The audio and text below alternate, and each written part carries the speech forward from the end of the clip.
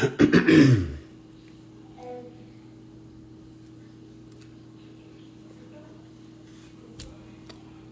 me a little, maybe about 2 minutes. Everybody jump on. Not gonna be too long. Like I said, I only can go about an hour anyway, so try to make it shorter than an hour. Like most of these videos have been shorter than an hour, so.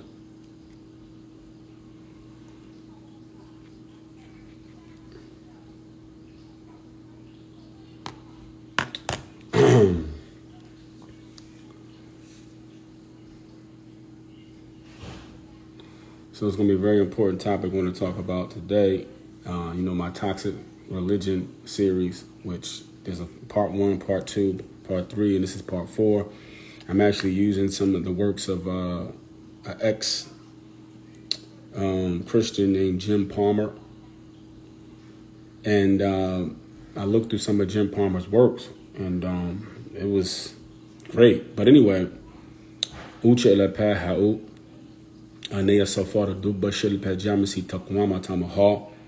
going on, everybody? But I think it's very important that we start to make our people face exactly what they're facing inside of these belief systems. And we're not talking about a particular belief system. Aguni. What's up, baby? What's going on? And we're not talking about a specific, people take it as that.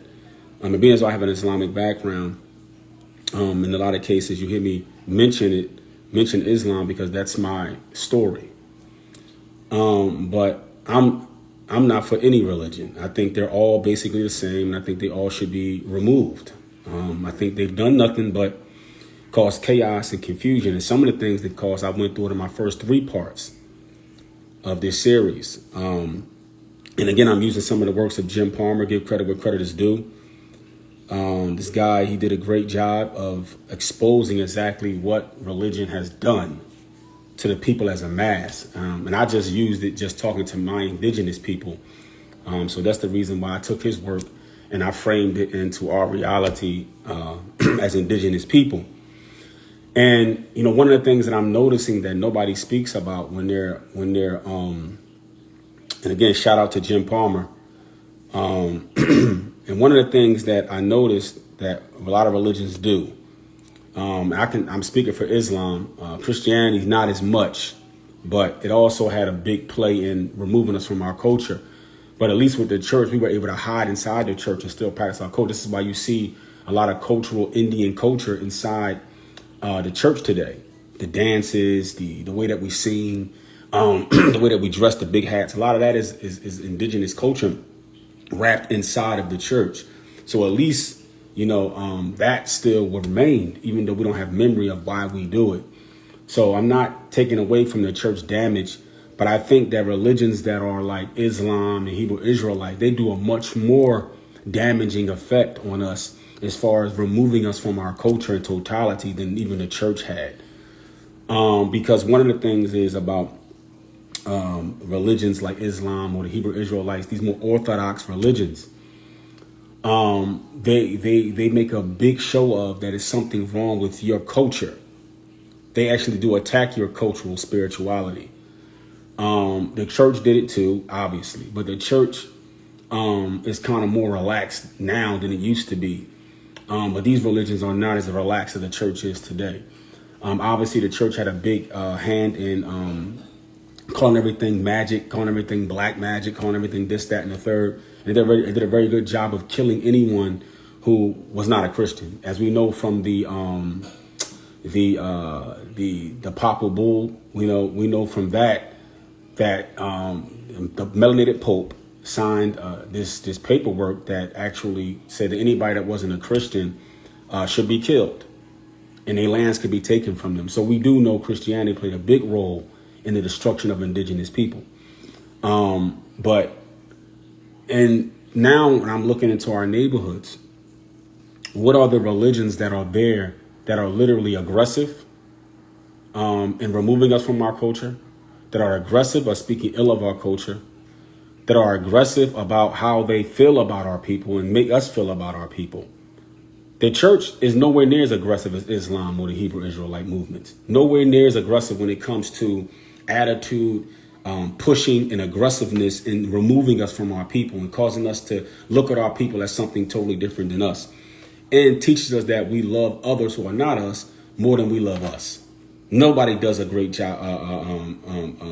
Nobody, the Catholics mainly, exactly. The Catholics were the ones, the Papa Bull and things like that. I am K. Thomas or R.K. Thomas. Yeah, the Catholic Church, exactly. So, which Islam and a lot of other stuff comes from. But people don't want to have that conversation. But anyway, one of the things that I find that religion does, and it has a lot of self-hatred in it, especially inside of religions like Islam or the Hebrew Israelite movement, because it ties you to a bloodline. So these religions tie you to a particular bloodline, a particular people. That's not you. So what happens is that you start to love that bloodline more than you love your own. So it does teach us sort of self-hatred, because you start to say, man, niggas is this, niggas is that, look at our people. And then you take that bloodline that religion is tied to and you put them on a pedestal, and you make all types of excuses for their behavior when they come outside of themselves or outside of what you deem to be religious or upstanding behavior. You make excuses for them that they're ignorant, they don't know their religion, this, that, and the third. Islam actually teaches you that the Quraysh, or a certain bloodline of the Arabs, is actually deserving to rule over you, and that you have to submit to that bloodline.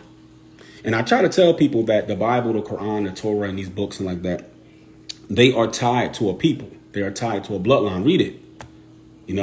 Get out your emotions and read it. It teaches self-hatred. Okay, it teaches you that it's tied to the Ishmael bloodline, Abrahamic bloodlines. It's tied to that. That's what it's tied to. It's tied to the Noahic Adamic bloodline, and you're not those people. So you have to accept that those people are over you, because you're told that some God somewhere chose them to be the vehicle to teach the world about him, and you accept that. So being as though your people are not mentioned in any of these books, and your people were not giving the ability to go out and be the ones, the last message, and to go out and this, that, and the third, you don't see your bloodline as special, because the history of your people has been taken out of history and has been replaced with their history. So religion has created a history for itself. Okay, religion has created a history for itself. Okay, and so with that history, you go into self-hate. You understand what I'm saying? You go into self-hate. So, and because you're not part of those special bloodlines, you're not a part of that. You're just a miscellaneous child of Adam, supposedly, which we're not from the Adamites. Okay, but that's a whole other conversation. I got plenty of videos proving that we're not from Adam, the indigenous people of the planet, not just America, of this planet. We're not from Adam. So, but if you believe in those religions, you have to accept the fact that Abraham and all these other people are better than you. So subconsciously, it sinks into your mind that you're beneath the people who are carrying this message. This is why most do believe that their people are mentioned in those books. Yeah, well, the Hebrew Israelites do, but Islam don't teach that. You know what I'm saying? So, but what they do is they tie you to Adam and they tie you to Eve through this overall generality of everybody comes from Adam and Eve. So in some sense, they do try to tell you that you come from those people, but you're still miscellaneous, because God only talked to a particular bloodline outside of that. He only talked to the Noahic, the Adamic, or the Abrahamic bloodline. He made that bloodline superior over all the bloodlines. And then every prophet and every messenger comes out of that bloodline. So your people didn't come out of that.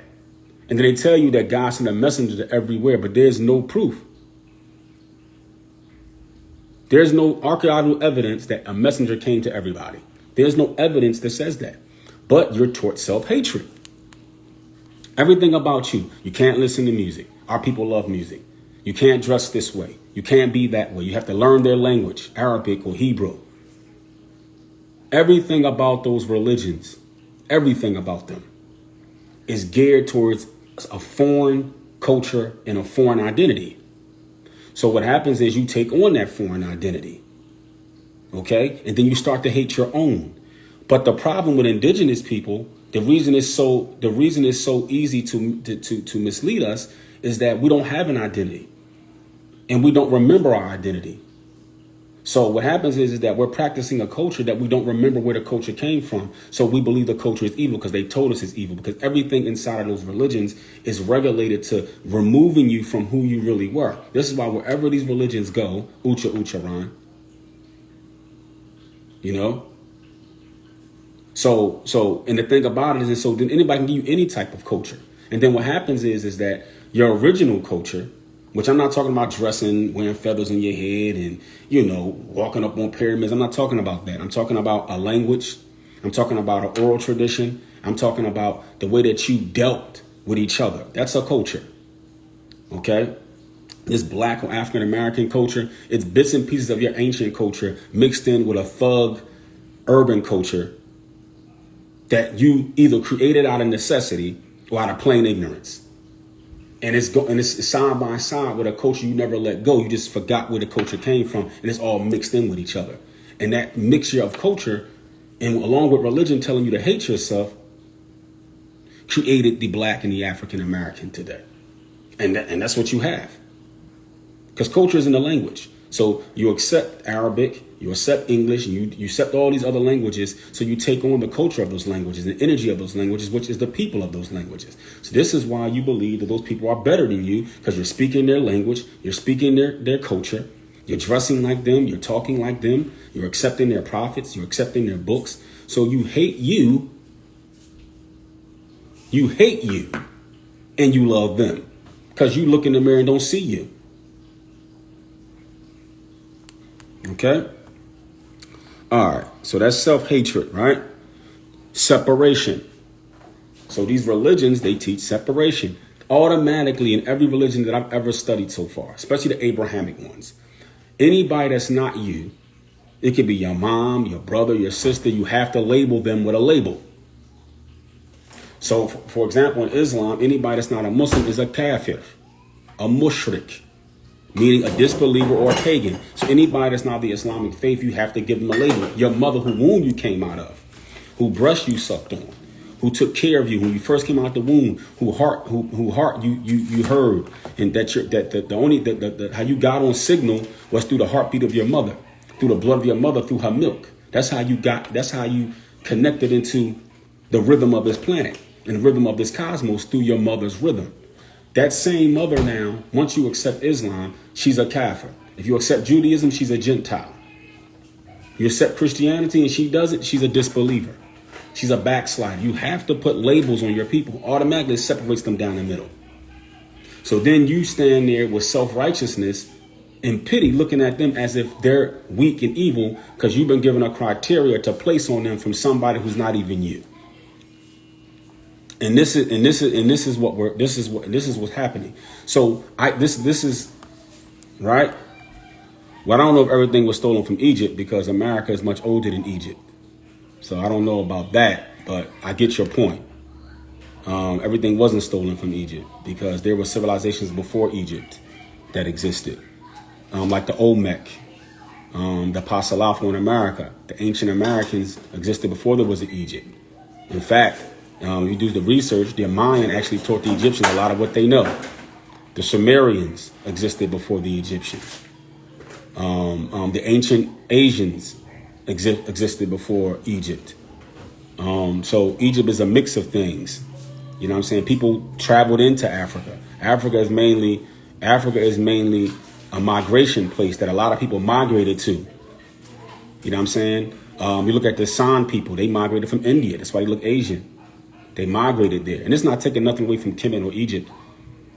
You know what I'm saying? I'm just saying that things existed way before that. And people came to that landmass with sciences and mixed with each other. And that created a lot of what you see today. And this is why you see pyramids in America, pyramids in Africa, pyramids in Asia, pyramids in Europe, because this same science spread across the earth. You know what I'm saying? So, but anyway,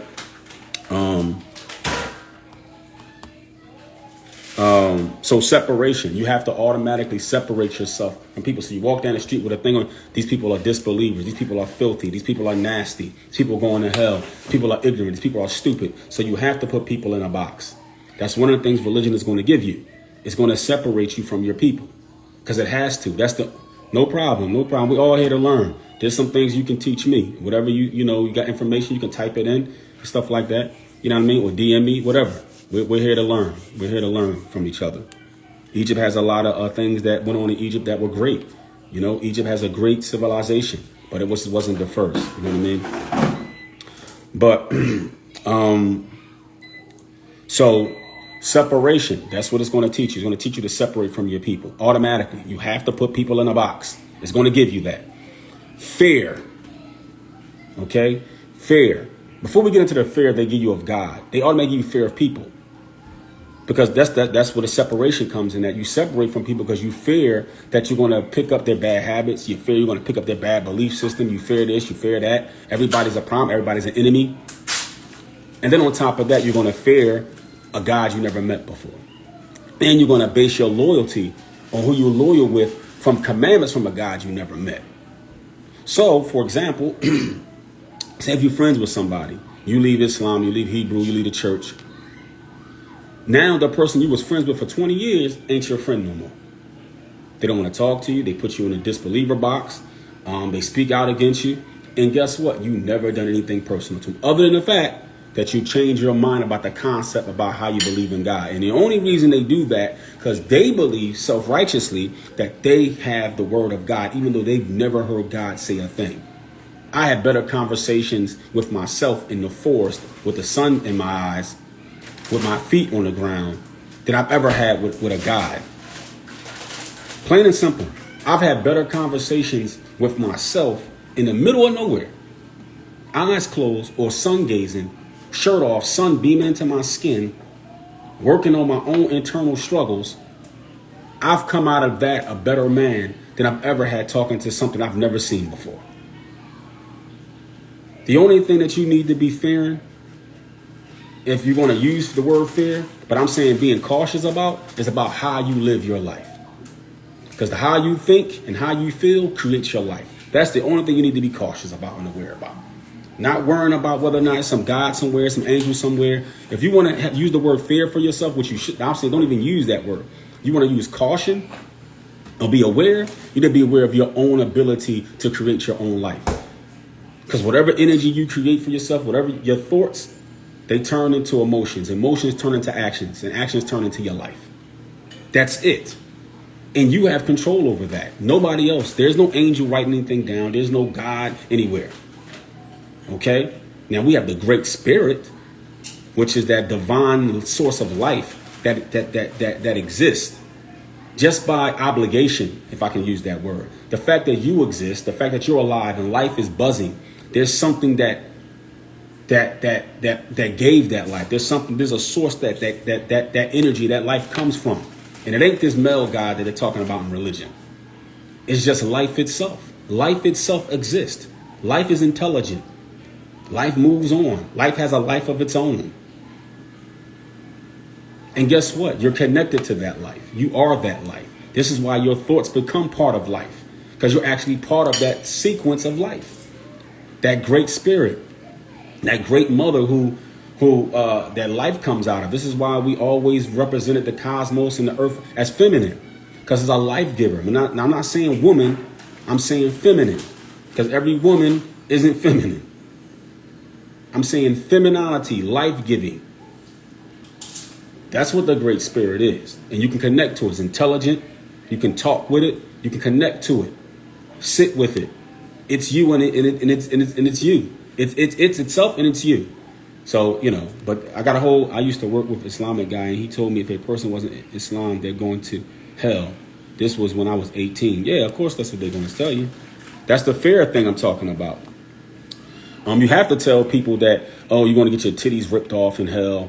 You're going to get your guts ripped open, and you're going to burn forever. And, if you fornicate, you're going to be burned in hell with the person you fornicated with. If you go to heaven, you're going to have virgins that you can, every time you sleep with the virgin, they go back to being virgins. You know what I'm saying? Of course, you got to tell people that, because people are going to fear losing that, and they're going to love to have that. Who don't want to have sex in heaven? So you can tell, you offering coochie to people to obey you. That's like some of the lowest vibrational shit I ever heard. You understand what I'm saying? And of course, there's little boys serving you drinks in heaven and all this other shit. You understand what I'm saying? So of course they're going to tell you that the woman's so beautiful that they beauty can block out the sun and you can almost see through them. And every time you put your privates in them, they go back to being virgins when you're done, and you have orgasms like 1,000,000 times that is on earth. And I mean, you know, yeah, you're going, you know, you're going to be hanging from your titties in hell. That's what Islam said. You know, that your skin, you know, they say, oh, you know, your God will make your skin grow more so it can burn slower, because so it can burn slower, so it can hurt more. Then after it burns up, you come back and burn again, and keep doing that for millions of years.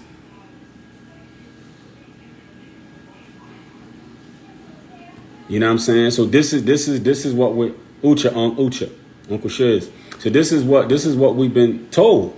And this is where the fear comes in. This is why they're scared. So people don't want to move, because you have to create a fear. You have to create something. And now, let me tell y'all something.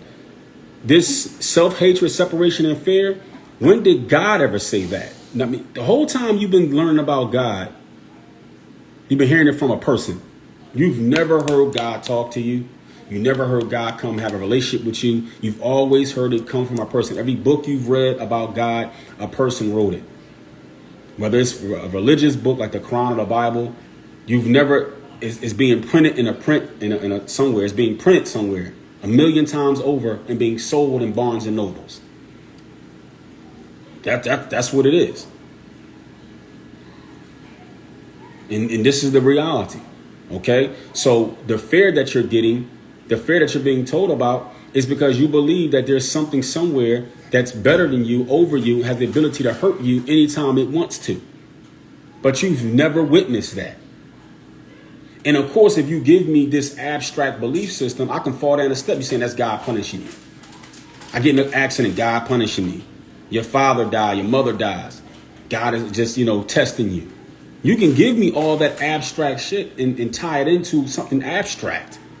I have no way, because one thing they're real good at, they're real good at giving you ideas that you can neither confirm or deny. At least they try to. You understand what I'm saying? Exactly. Oral tradition, ancient 333, oral traditions, which they don't have. But no, actually, those Bibles and Qurans are oral traditions of another people. It's their oral traditions. That's how they kept their people in line.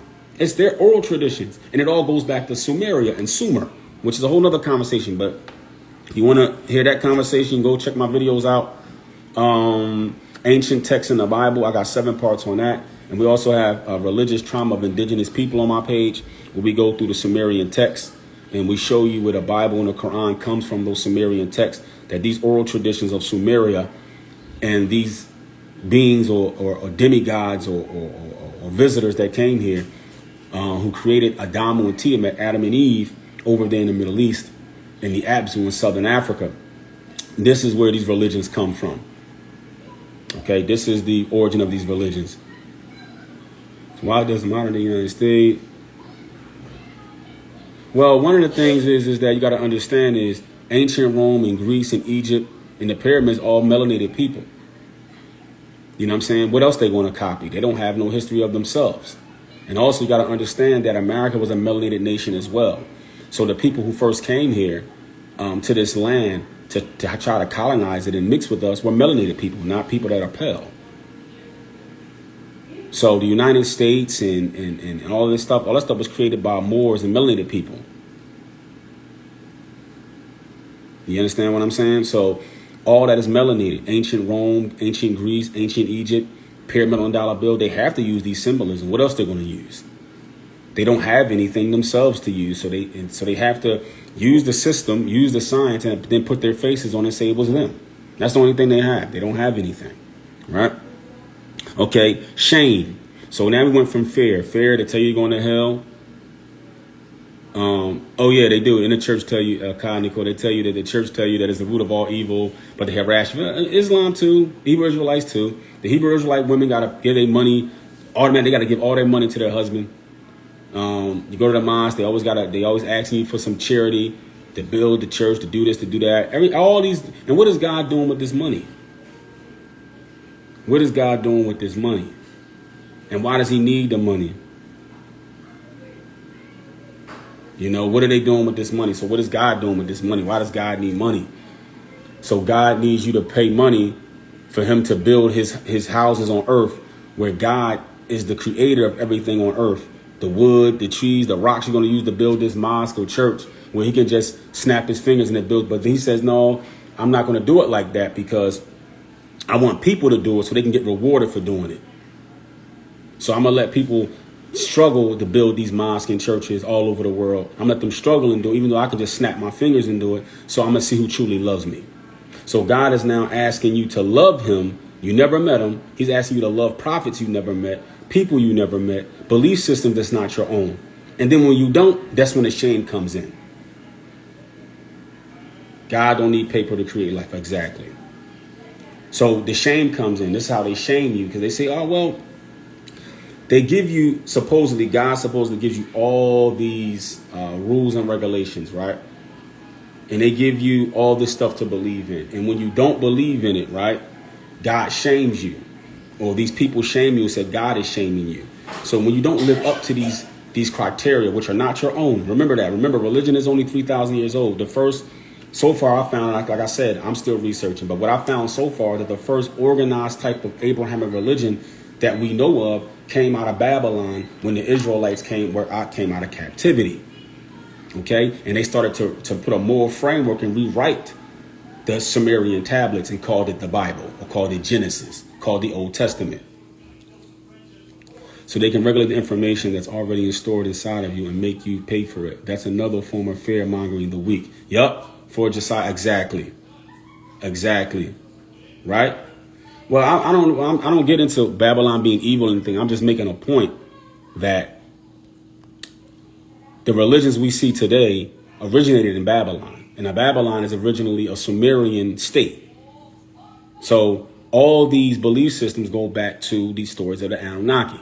All of it. And that's in our oral traditions as Yamasee Native Americans or indigenous people. That's in our oral traditions about these beings. So it's not just Zechariah Sitchin and that. We have an oral tradition that breaks all that down. Okay? But all these religions, they all came out of Babylon. They all came out of Sumer.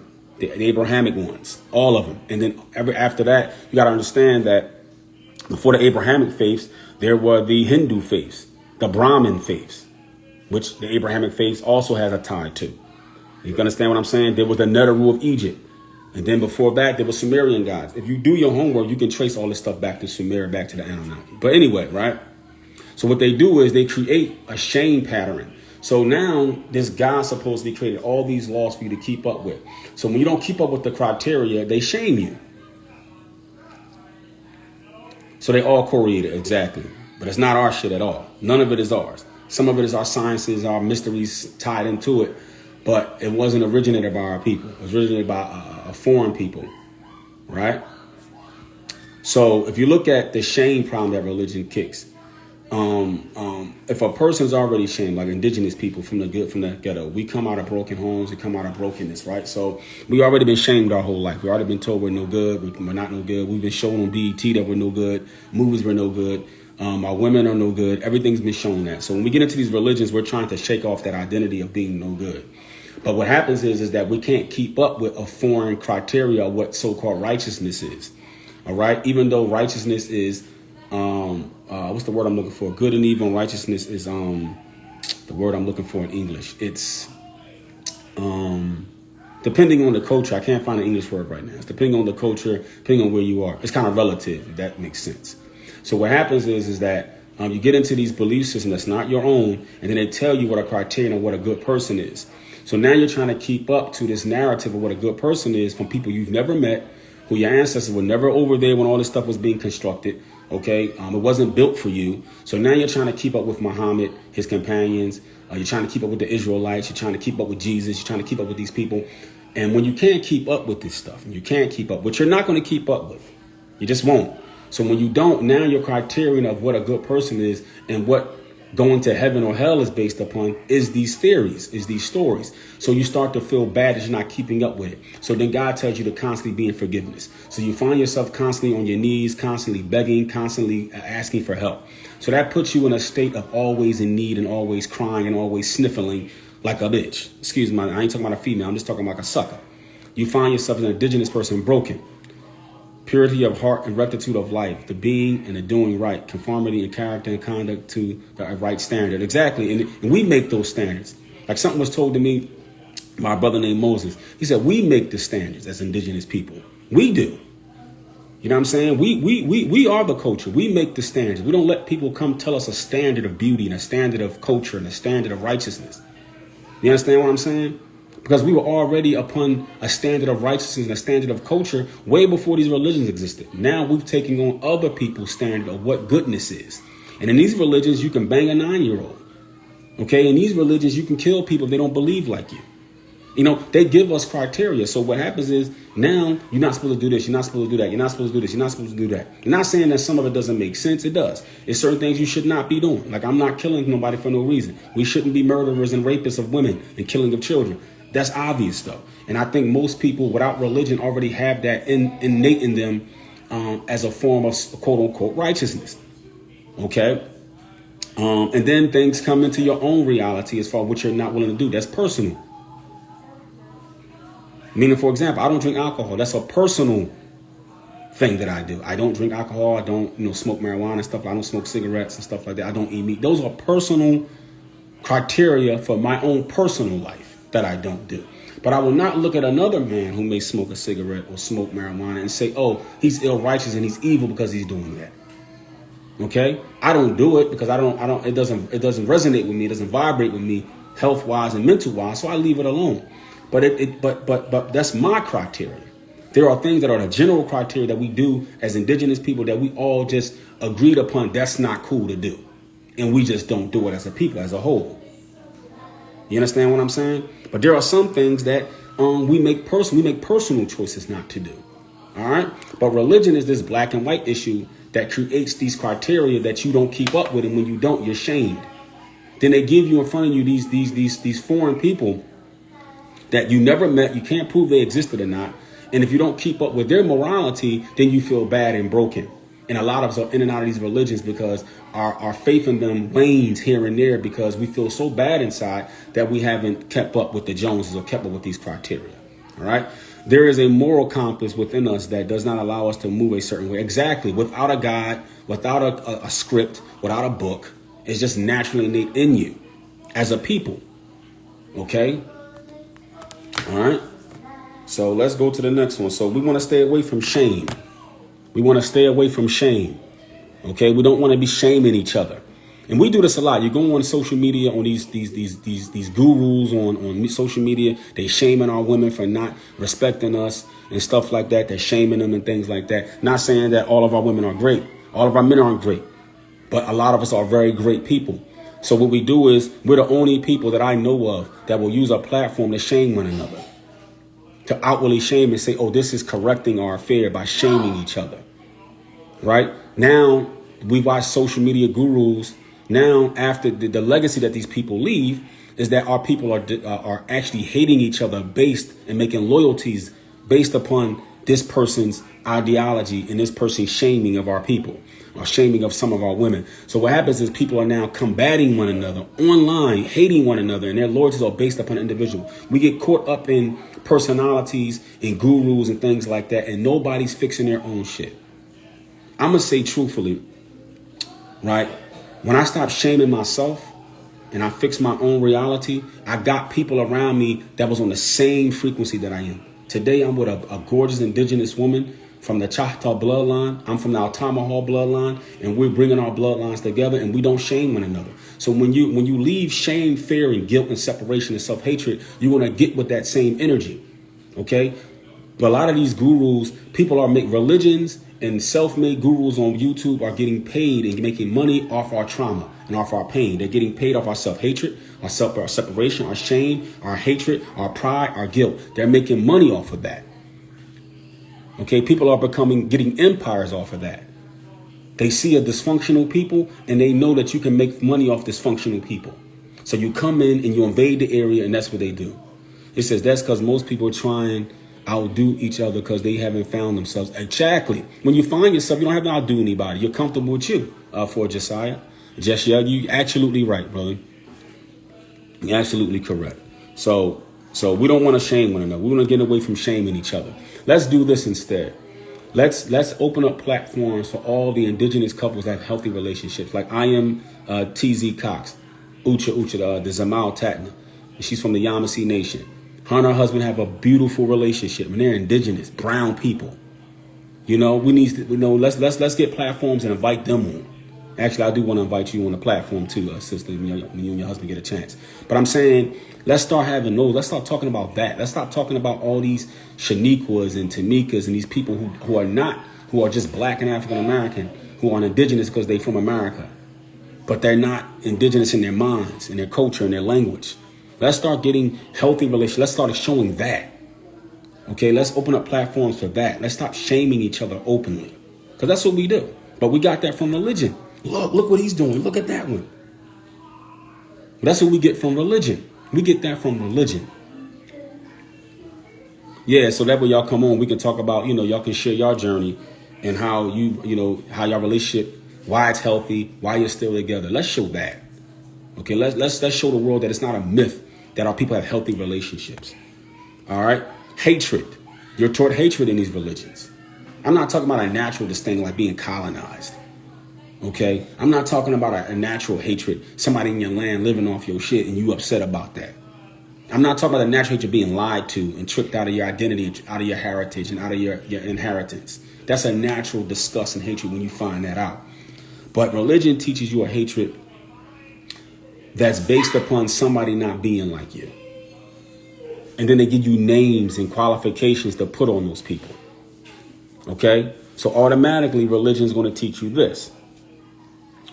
When you accept that particular religion, now anybody that doesn't accept that concept or that construct is now given a name or giving a personality or giving a title that puts them in the realm of your hate. So when you accept Islam, a person now that didn't say these few words, a person didn't say La ilaha illallah Muhammad Rasulullah, there's none worthy of worship but Allah, Muhammad is his prophet. A person doesn't say that and doesn't believe that. He doesn't say these words. Anybody doesn't say these words, they're on the other side of the fence, meaning there's somebody who is now called a kafir, and you take on the title of a mu'min, of a believer. So it automatically teaches you us and them. There's a them over there that doesn't have your concept. And all this is based upon imaginary things. It's based upon things that are intangible. What should I put my spiritual energy on? Let me give me some. I'm gonna pin that and then I'll answer that. So all of this is based upon imaginary stuff. It's nothing tangible. I believe this. Other person believes in the same God, but in a different way, in a different construct, in a different concept, which all comes from the same construct from Sumeria and the Sumerian tablets, but it's all broken into different aspects of it, added with mystery sciences, okay, and institutionalized, all right? And then, because most of these books, if you read them right, they're only talking about the unconscious mind and consciousness, and it's talking about the human body. Okay, we're talking about the spirituality in it. And then some of the history that's in it is talking about the Sumerian history. Babylon, the Anunnaki, the Sumerian tablets, it's talking about that. But when it gets into the esoteric stuff in these books, it's talking about the human body, human consciousness, right? That's the reality. But it's okay. So now, what happens in Islam, speaking from an ex-Muslim, when you're speaking from Islam, when you make us just these words, you say, La ilaha illallah Muhammad Rasulullah. There's no worthy worship of Allah, Muhammad is his prophet. When you make that word, now you become a part of a team. Anybody who doesn't say these words become a part of another team. Okay? Ucha, Aboriginal Rock, what's up, sis? What's going on? So what happens is that you put people in box because you have to. As soon as you say just words, these are just words. Nothing tangible. You never met this God you're about to now hate everybody for. You never met Muhammad, who you're about to hate everybody for. You never met his companions you're about to hate everybody for. But you've met me, though. You've met this person that now you have to hate and put into a box. Your mom, your uncles, your brothers, your sisters. Now you have to turn your back on everybody that you know and that you've met. Based on what? Based on something you have no connection to. That you believe, you made an oath to it, to believe in it. But now with that oath, the part of that oath is that everybody else that hasn't taken that oath, you have to have hatred for and disgust for and disdain for. Because it tells you they're filthy, tells you they're going to hell forever, tells you that they're enemy, All these Hebrew Israelites and these Muslims running around acting like they cool with you. In their religions, they have to hate you. In their religions, you're going to hell forever. In their religion, you're disgusting. In their religion, you're considered najasa, filth. In their religion, you said you're the worst of creation. Okay? It says, Innal mushrikina kana sharrun bariya. It says, verily in the Quran, it says, verily, no doubt. Inna means no doubt. It's like an emphasis. Inna. Mushrikeen. Pagans. Right? So, inna mushrikeen, verily the pagans, the non-Muslims. All right? Kana sharrun bariya. Kana here is always. That's what in the word kana here means was, but when it's in this Arabic sentence like this, kana means always, da'am, always. Kana sharrun bariya, always the worst of creation. This is what they believe about you when they're talking to you. If they don't believe that about you, according to the nullifiers of Islam, the things that make you not a Muslim, if you don't believe a disbeliever is a disbeliever, you're not Muslim anymore. So they have to accept it as a belief that you're filthy and disgusting. Hebrew Israelites, they have to believe you're nothing. Okay? They have to believe that. That's part of their beliefs. They cannot be that without believing that. So I don't care how much they smile on your face, how good of a neighbor they are. They have to accept the fact that you're filthy. And if it came down to it, it's permissible to kill you and fight you and take from you your wealth, your children, and enslave you. This is what read the Bible and the Quran. Okay? I don't care what they say. That's what they have to believe about you, right? So it teaches hatred. It has to. It has to teach that. It has to. Okay? And they hate you. They have to hate you. Because you haven't accepted their belief system. So they have to hate you. All right? Let's go to the next thing, right? Pride. People walk around with pride. Oh, we're the best of mankind. We're the greatest. But that comes from believing that you're filthy. If you believe somebody is filthy and disgusting and people of hellfire, of course you're going to walk around prideful and boastful like, oh, we're the greatest of mankind. We're this, we're that, we're God's chosen. Of course. I mean, why wouldn't you walk around like that? Exactly. Smiling in your face all the time. They want to take your place. Backstabbers. Backstabbers. Yeah. That's a Philly joint, right? Them boys are always from Philly, too. But yeah, that's it. They want to take your place. They want this country to be underneath their religion. So, of course, pride is going to come in there. That's where pride comes from. Boast. I'm better than y'all. Of course I am. Because God gave me. I'm God's chosen. God guided me. You know what I'm saying? He guided me to the right religion. He didn't guide you. So he don't want you. He wanted me. Of course it's going to create pride. Of course. Words they use, filthy kafir and disgusting disbeliever and people of the hellfire. These are the words they use about you. I don't care how much they smile on your face. I don't care. I don't care how much they smile on your face, people. That's what they believe about you. Conditions to love. So, I mean, it's unbelievable a lot of these religions, right? Teach you is condition how you're supposed to love your mother and father or your family members. You got to love prophets who you never met, you have no connection to. You don't know anything about these prophets other than in some books that people wrote and told you this is what these prophets are. I'd rather be stabbed in the front than in the back. Exactly. They tell you, right, that you have to love Muhammad or any of these prophets more than you love your own parents. Because your parents don't deserve a certain type of level of love because they're people of the hellfire and they're disbelievers. Your parents are filthy disbelievers that's going to hell if they die that way. So your family members are now, you know, uncombative enemies. They're enemies, but they're not combative enemies, meaning they're not like Bush and them would be considered a combative enemy because they invaded these countries and fought against Islam or other religions or whatever, crusades or whatever. But your parents are non-combative enemies. They're still enemies. This is non-combative. Your parents are considered enemies. Your family, your cousins, they're enemies. The enemies of Allah. The enemies of God. I was told if I didn't love Muhammad, Aborigine Rocky said, if I was told if I didn't love Muhammad more than my mom, something is wrong with my belief. Yeah, they tell your faith is low. your faith is low if you don't love you. If you love somebody more than you love Muhammad. I don't know Muhammad. I know my mom. I came out of her vagina. She breastfed me. She raised me, took care of me, sheltered me. How I'm going to love somebody I've never met? Only thing I know about this man is what I've read on paper.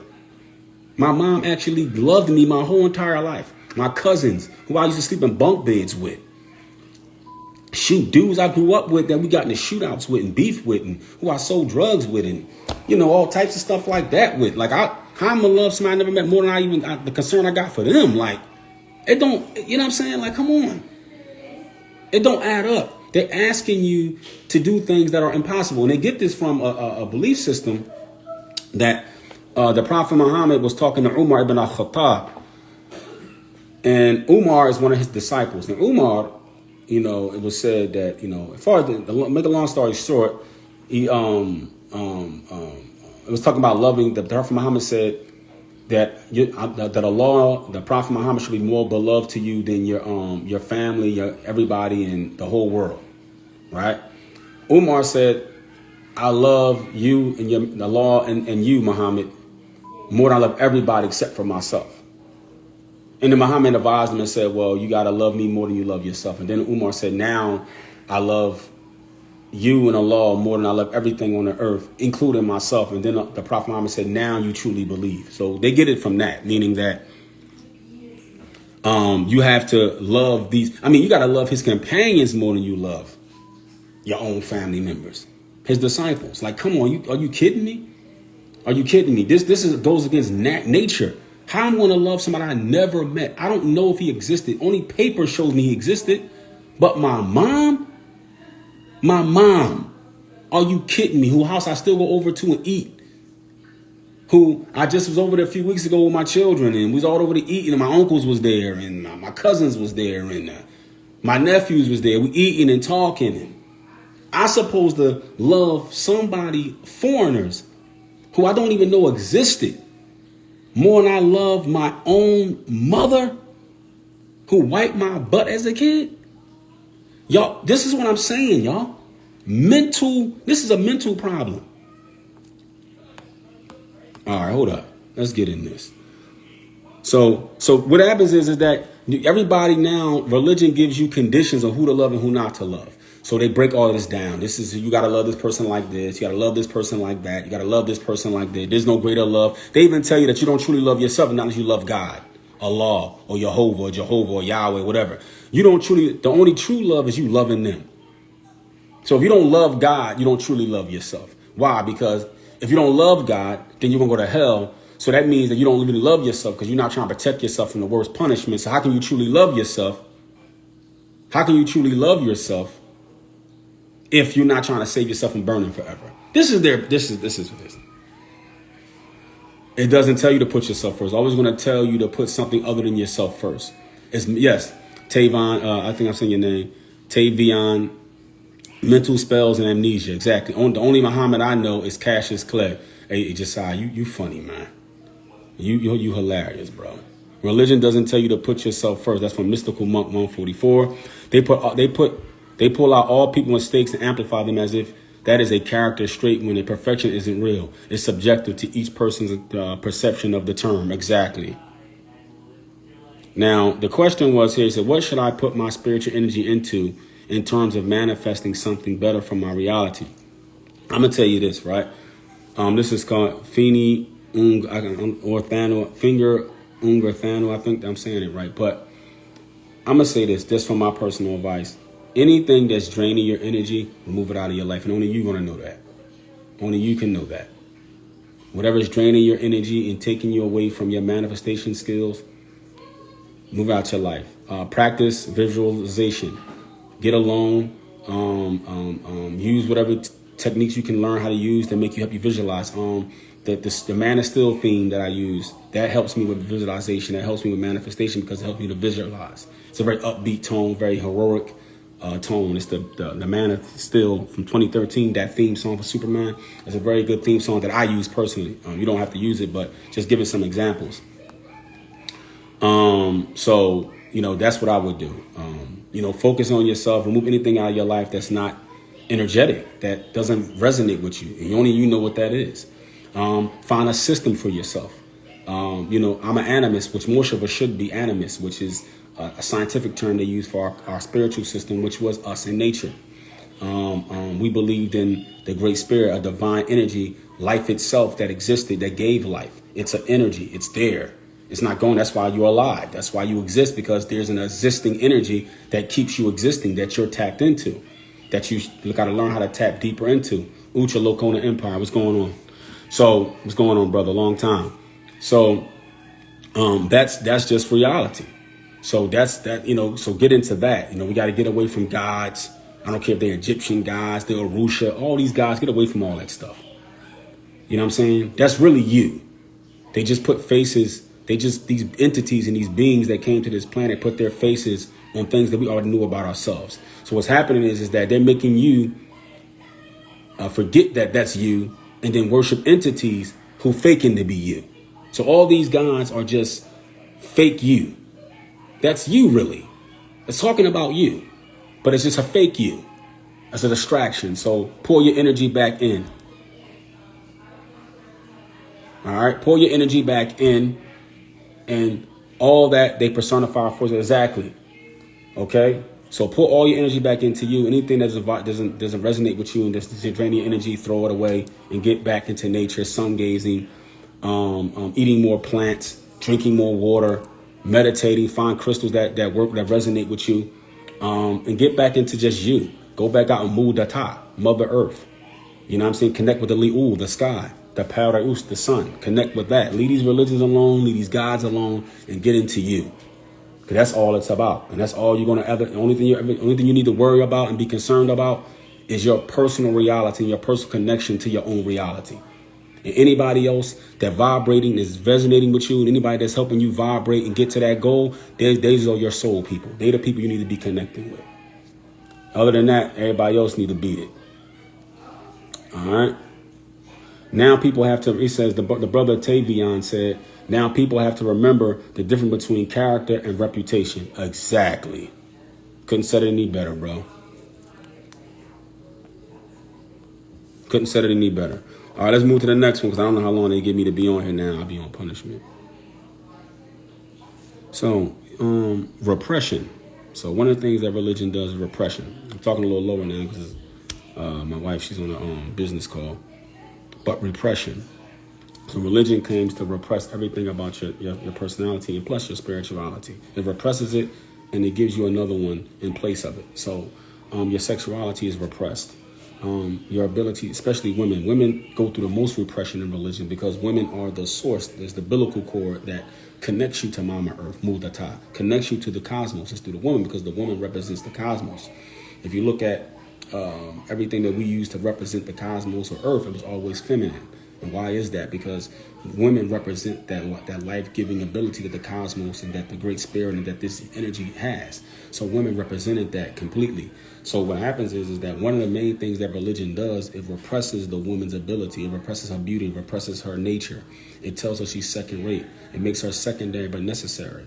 So it cuts you off, and it makes you believe that you're over her now, that you have to suppress her now. Okay, and one of the ways they did that psychologically to the planet is give you the Adam and Eve story, and that Eve was the aggressor, Eve was the trickster, Eve was the temptress that got Adam to eat the thing, so we got out of the garden because of Eve, yada yada yada. You understand what I'm saying? But if you look at the Sumerian tablets that talk about the same story, it doesn't have a moral framework on it. Okay, it was two entities, or two gods, or two brothers. Enki and Enlil represents devil and Jesus. You know what I mean? From that perspective. That one wanted the Adamite humanity to learn and to grow. Enlil didn't want. He wanted enslaved, stuck in the garden, being his slaves.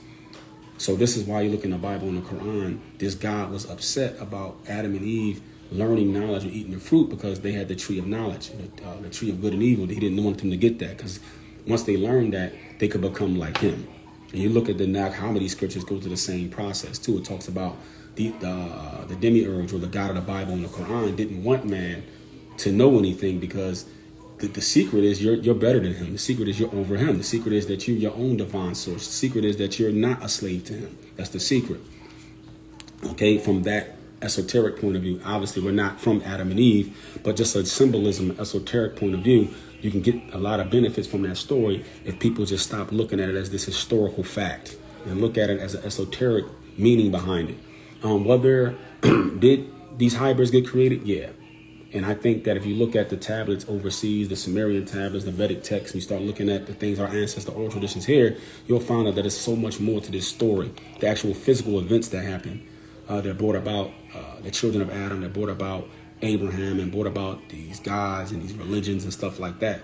It's a deep research that I advise everybody to go down that path and learn. And you'll find some things that maybe I missed, and you'll be able to school me and teach me. Like I said, I'm still only researching myself. So repression, it represses the woman. That's the main thing it's going to do. It's going to repress your culture. Anything about your culture, it's going to tell you that it's evil, demonic, and wicked, and it's going to get rid of it. That's repression. Control. Religion is big on control. So you watch toxic religion, it's about control. It controls the way you dress. I mean, I know Muslims who allow old men from the desert overseas to tell them how to treat their women. Tell you how to have sex, tell you how to love, tell you how to dress, tell you how to think. This isn't freedom. And then they tell you that true freedom is worshiping God. How is that? How can you be a slave to something and have freedom at the same time? And I know all these are Latin English words, but this is what we know. So how it is that you free on one hand, freedom, but then you have free, and then you're a slave to this God that's supposed to be true freedom is worshiping this God, but the God tells you you're a slave. And this is what it does. It's all about control. It's all about controlling you and keeping you under control, especially women. I've heard Arab guys or Muslim guys tell me that the only way to keep their country safe is to keep their foot in the neck of the women. I've heard that. Okay, I've heard that. Okay, this is what I've heard. This is what's been told me. This is what I've seen when I lived there for almost a decade in the Middle East and Africa. Okay, women are repressed. Okay, so but they think that it's a repression that's good because it keeps the world safe from the evils of women, because women are tricksters and evil. And even in the Quran it says, it says that the plots of women are great.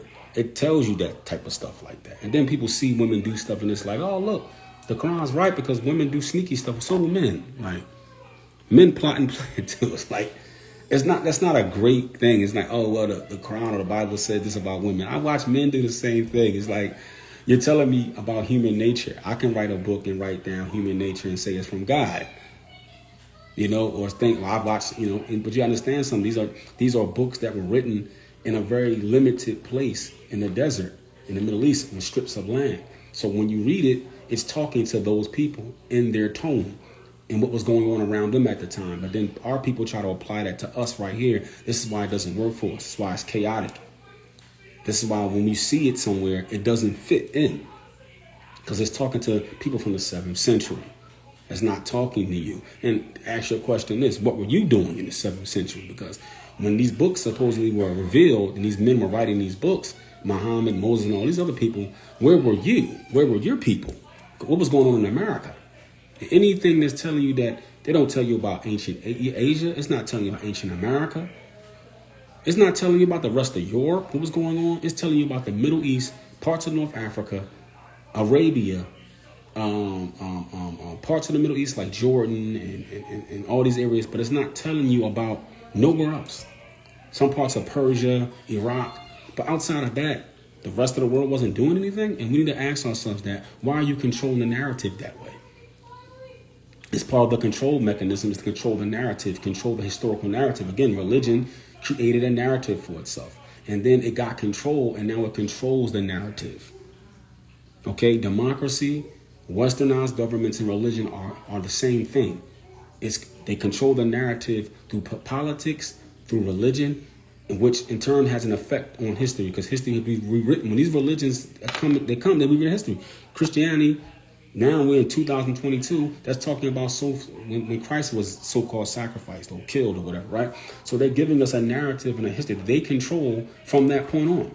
Islam gives us from the year 1440 something, when the Prophet Muhammad made hijrah from Mecca to Medina. So again, they're controlling a historical narrative. So they're giving us dates and narratives of their history that has a direct effect on the rest of the world's history, because they insert themselves into that history and then they write a history. But what was going on with the Olmec in America? What was going on with the Yamasee in America? What was going on with the Powhatan in America? What was going on with the ancient mound builders in America? What was going on with the ancient people of California? What was going on with the Maya, the Inca, the Aztec? What was going on over here when all that was happening?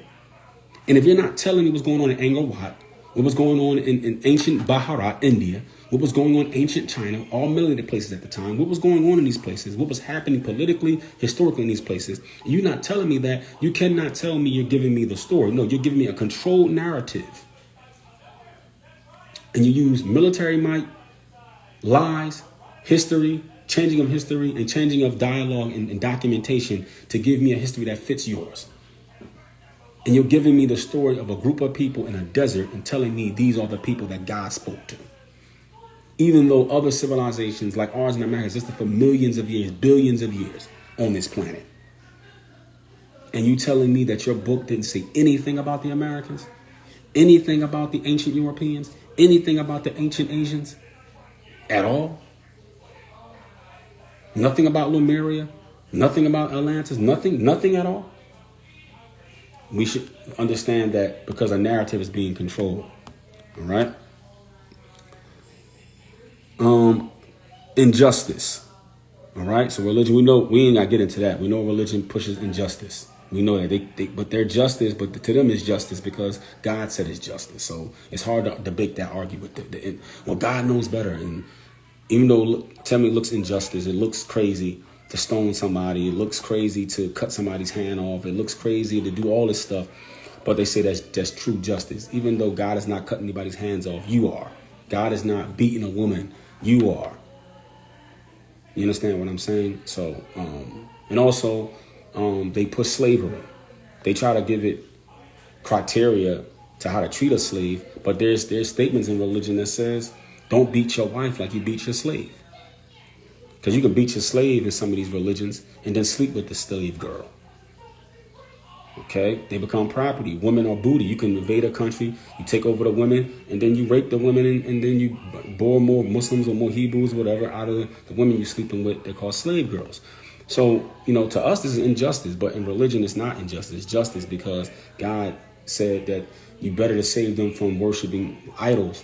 That's better for them than them. Even though you come in there, you change their culture, you invade them, you destroy their culture, you take their women and children. But that's better for them than one worshiping the idol.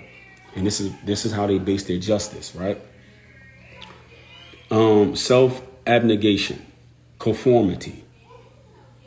Okay, so you got to conform. If you don't conform to their history, their system, then you have it. We already know what conformity is. People are looking alike, dressing alike, talking alike. If you step out of that conformity, they got to put you in a box. Either you're going to be a heretic, or you're going to be a disbeliever, an evildoer, wicked, somebody who's ignorant because you stepped outside of what they consider to be conformity. And, that's what they do. So you're not in that conformity anymore.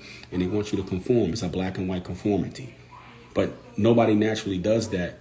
Because this is why they break up into sects and divisions, all reading the same Bible and the Quran, but they have different divisions amongst the people that's reading the Bible and the Quran, though. Because nobody has the ability to conform in totality to one single thing. You understand what I'm saying? Our people in America, we have one conformative language. We had an ancient language here, but we had dialects too. Okay? And then we may have had a unique culture, but then it was details to that culture that depending on the tribes. Okay? You would go to a different tribe, it would be similar to what I was doing, but they had a different twist on it. Okay? No, we had a universal language we all spoke to each other, but then we had dialects that were local. So nobody conformed 100% to anything ever. That's not even human nature to conform. I live in a house. I got a bunch of children. I live in a house. Me, my wife, my children. We don't all the same. We don't all dress the same. You understand what I'm saying? It just in the same house, nobody's conforming 100%. So how is that even possible? All right. Self-righteousness, right?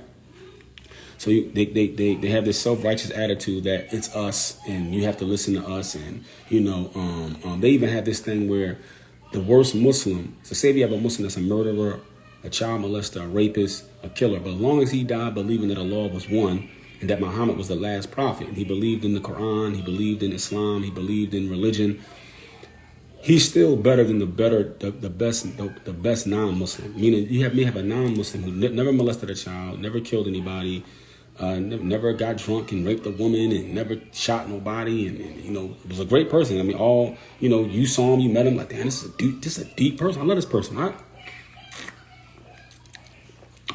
The Muslim who did all the crimes is still better, because he's more righteous because of his belief system, of this intangible belief that as long as he believed that in monotheism that God is one, and he believed that Islamically, an Islamic concept and construct, that this man is now still better than the other individual who never did any of those crimes and was a great person.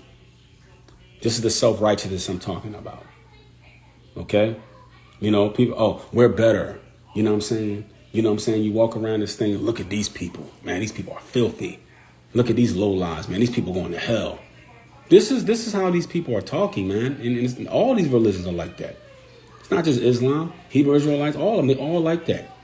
All right? So people have self-righteousness, right? Oppression. We ain't got to get into that, right? Right? Violence. How many religions we see doing violent acts in the name of their God? Okay? Especially towards women. Especially people that's not in their religion. But more of the stuff happens within religion itself. The different sects are killing each other and fighting each other and blowing each other up. More so than they do anybody else. They kill each other more so. Right? You may have a situation with women overseas. If they don't want to marry a dude, he throw acid in her face and burn her face, eyes, and everything out. If a girl talks to a boy she's not supposed to talk to, they set her on fire and throw her down in a well. Okay, this is some of the things that's going on. All right. Women are raped. I've seen a situation where a woman got raped by a couple of guys. She couldn't tell nobody because her family would see her as a whore. And she might still get punished. Because why was she even around men? Is that the question? Why she was around men? Or is the question she got raped and sodomized and raped? But that won't be the question, a lot of these questions. It'll be why is she around a man? Why is she this? Why is she that? So a lot of times, the guys get away with that stuff. They'll get away with it. Because the woman was tempting them. They couldn't control themselves because he was being tempted by this temptress, this child of Eve, this daughter of Eve. Tempt them. That's what we're going through. Dependency. When a lot of people depend on people in these religions, like in Islam, you'll find people depending on groups like the Salafi group or the imams or leaders of these groups. You'll see them depending on them. Their whole religion is based on them. So no matter what stories you hear about them, no matter if you see evil from them, you're going to make excuses because your whole religion and how you feel about the religion is depending upon those people and what they say. I heard somebody say that he'll die for one of these religious figures in Philadelphia. If somebody's trying to shoot him, he'll jump in front of the bullet and die so he can protect Islam, so Islam can keep being taught. So he'll die in the name of Islam to protect this person, so this person keep teaching. This is the type of stuff that's happening here. Okay, this is the type of stuff that's going down, right? All right. So dependency. You see codependency in these religions. People don't know how to be on their own. Like somebody mentioned, no, people don't know how to go sit alone. This is one of the reasons why it's easy to get our people caught in these religions, because we're so traumatized. Like I said, people are benefiting from our dysfunction, our trauma. So if you're traumatized and dysfunctional, you feel as though you need to be a part of something to make you feel better about yourself, instead of just dealing with your own internal struggle, and you become better on your own. And then you could be a betterment for the rest of society. When you're comfortable with you, you can go in society and deal with anything and everybody, because it's always about you. The way you feel about you, the way you feel about life generates from within, not from a particular group or people. You're not depending upon a belief system. You're not depending upon a person's name. You're not depending upon a title. You're not depending upon a religion. You're depending upon you. And when you're dependent upon you and how you feel about you, no matter what nobody says and does, you don't take it personal. And you always try your best. And you always live up to the criteria and the code that you set for yourself, because you set it. You know the limits of you, so you set your own criteria, your own code of conduct, all right, that you based off our spirituality and based off our original culture. That's easily morphed into your everyday reality today. Religion can't morph itself. That's why it doesn't fit. That's why it's not working. That's why it's chaotic, because it can't morph. It can't do anything. It's stuck in a black and white situation. Okay. And this is why when they try to change it and fit it, other sects and other groups of those religions start to argue with each other, because the other groups say, no, you change it like this, you change it like that. Everybody has an own idea how it should be changed. But in animism and our spirituality, you never have this argument. There's no argument how to sun gaze. There's no argument how to be plant-based. There's no argument what crystals to use. There's no argument how to go barefooted. There's no argument how to talk to trees. There's no argument how to sunbathe. There's no sectarian debates amongst naturalists or people that are animists. There's none, because it's all unique to your journey, to you. There's no debating here. But religion can't do that. They can't get past that, because religion is set in stone, right? It's a black and white thing. And what happens is when they attempt to morph it into fit now, it's going to cause schisms and sectarian stuff, because each one is going to say, no, let's do it this way. And they're going to argue with one another, use the same book and the same scriptures to debate with one another. And each one's going to bring a scripture and a text to say we're right. And they're all going to be using the same exact book. Okay? Jews and Christians do it all the time. Muslims, different sects of Muslims do it all the time. They arguing with the same book in their hand and debating with one another. Okay? And people are depending upon that. So what happens is now you got to choose which person you're going to depend upon to give you your belief system, to give you your concept, instead of just you going into yourself and finding out who and what you are inside, so you can be the criteria for yourself. But you're going to depend on others to do it for you. That's dangerous. That's dangerous. Inauthenticity, not being authentic. Usually religious people, they're very fake. They're one way in front of you, one way somewhere else. One thing about I love about animism or spirituality or indigenous spirituality is that it's all about you. You don't have to be fake in front of somebody. People fall into that in these fake spiritual movements. I'm talking about naturalism here, though. I'm the same way all the time, because this is just who I am. You know, I'm not different when I'm not on here. I don't change my attitude or my behavior when I'm on here. My behavior and attitude is the same, because I don't have to hide it, because I'm not scared that there's some God watching me, or that there's a criterion outside of me that I got to live up to. I live up to my own inner criteria. So this is why I don't have to change when I meet people. It's my own inner criteria.